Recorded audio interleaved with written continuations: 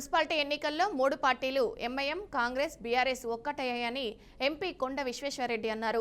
వికారాబాద్ జిల్లా పరిగి మున్సిపల్ ఎన్నికల ప్రచారంలో పాల్గొన్న ఆయన అభ్యర్థులను గెలిపించాలని కోరారు. రాష్ట్రాన్ని కేంద్రమే అభివృద్ధి చేస్తుందని, బీజేపీ అభ్యర్థులు గెలిపిస్తే 10 లక్షల అభివృద్ధి కోసం కేటాయిస్తామని అన్నారు.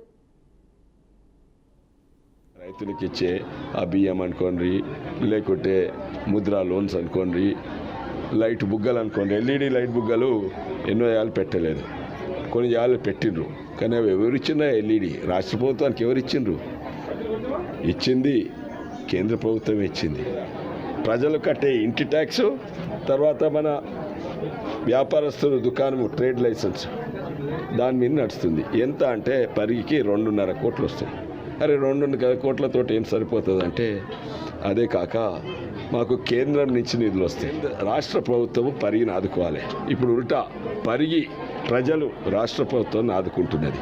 బీజేపీ ప్రభుత్వం వస్తే ఇప్పుడైతే కేంద్రం నుంచి ఆదుకుంటాము, రేపెల్లుండి రాష్ట్రంలో కూడా వస్తాము. కానీ ముఖ్యంగా ఇక్కడ మన కౌన్సిలర్లను, మన మున్సిపాలిటీలో మన కౌన్సిలర్ గెలిపించే అవసరం ఉంది. నన్ను గెలిపించిండ్రు, కానీ నన్ను ఢిల్లీ పంపించిండ్రు. ఇక్కడ నిజమైన ఢిల్లీ అంటే ఇంత మొత్తమంతా ఎంపీ లాడ్స్ ఉంటాయి, కానీ నిజమైన అభివృద్ధి అంటే ఇక్కడ కట్టే పన్నులు, ఇక్కడ ఖర్చు.